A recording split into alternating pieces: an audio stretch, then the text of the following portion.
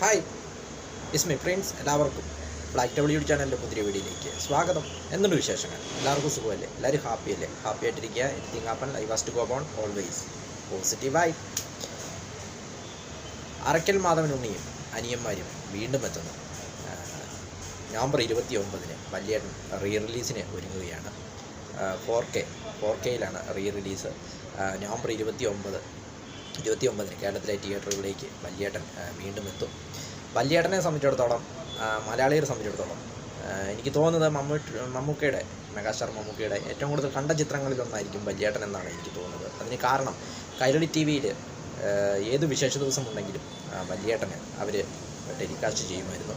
അതുകൊണ്ട് തന്നെ ഈ സിനിമയിലെ ഗാനങ്ങളും ഡയലോഗ്സും എല്ലാം ഓരോ മലയാളി പ്രേക്ഷകനും കാണാപ്പാടമാണ് എന്ന് തന്നെ പറയാം.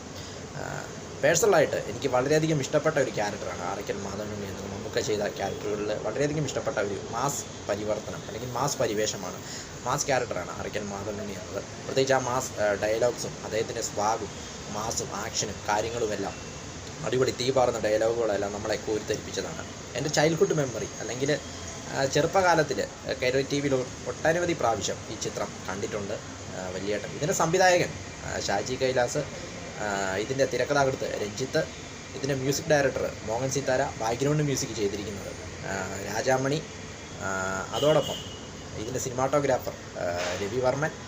അങ്ങനെ 2000-ലായിരുന്നു ചിത്രം റിലീസ് ചെയ്തത്. 2000 സെപ്റ്റംബർ 10 ഓണത്തിനോടനുബന്ധിച്ചാണ്, 2000 ഓണത്തിനോടനുബന്ധിച്ചാണ് ചിത്രം റിലീസ് ചെയ്തത്. ഈ ചിത്രം എടുക്കാനായിട്ടുള്ള ഇതിൻ്റെ അല്ലെങ്കിൽ ആ ഒരു പിന്നാമ്പുറ കഥയെന്ന് പറയുന്ന ഷാജി കൈലാസ് പല ഇൻ്റർവ്യൂകളിലും പറഞ്ഞിട്ടുണ്ട്. അതായത് നരസിംഹം എന്ന ചിത്രം 2000 ജനുവരിയിൽ ഇറങ്ങിയതെന്നാലും 2000 ആദ്യം ജനുവരിയിൽ ഇറങ്ങിയ ചിത്രം ജനുവരിയിൽ നരസിംഹം എന്ന ചിത്രം ഇറങ്ങുന്നു. നരസിംഹത്തിൽ മമ്മൂട്ടി ഗസ്റ്റ് റോളായിട്ടുണ്ടായിരുന്നു. അപ്പോൾ ആ ചിത്രത്തിൻ്റെ വലിയൊരു വിജയം. അപ്പോൾ മമ്മൂട്ടി അദ്ദേഹത്തോട്, ഷാജി കൈലാസിനോട് ആവശ്യപ്പെടുന്നു ഇതുപോലൊരു ചിത്രം എനിക്കും വേണമെന്ന്. അങ്ങനെയാണ് വല്യേട്ടൻ ഒരുങ്ങുന്നത്.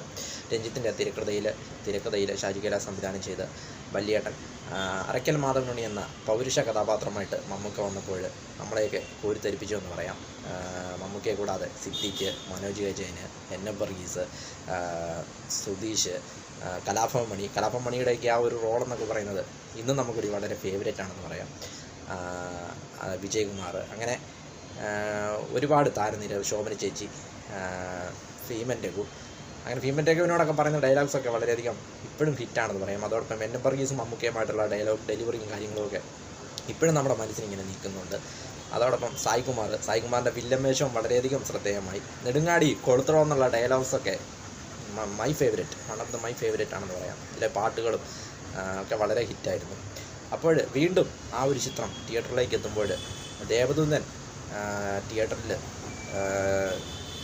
തിയേറ്ററിൽ ആരംഭിച്ച അല്ലെങ്കിൽ ദേവദൂതൻ തിയേറ്ററിൽ കാണിച്ച ആ ഒരു മാജിക്ക് വല്യേട്ടൻ കാണിക്കുമോ എന്നൊരു ആകാംക്ഷയിലാണ് മലയാളി പ്രേക്ഷകർ.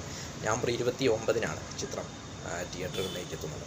അറയ്ക്കൽ മാധവനുണ്ണി വീണ്ടും എത്തുന്നു കേരളം കീഴടക്കാൻ. വീഡിയോ ഇഷ്ടപ്പെട്ടാൽ ലൈക്ക് ചെയ്യുക, ഷെയർ ചെയ്യുക, കമൻറ്റ് ചെയ്യുക, സബ്സ്ക്രൈബ് ചെയ്യുക. വീണ്ടും പുതിയ വീഡിയോയിൽ കാണാം. അതുവരയ്ക്കും ടേക്ക് കെയർ, ബൈ.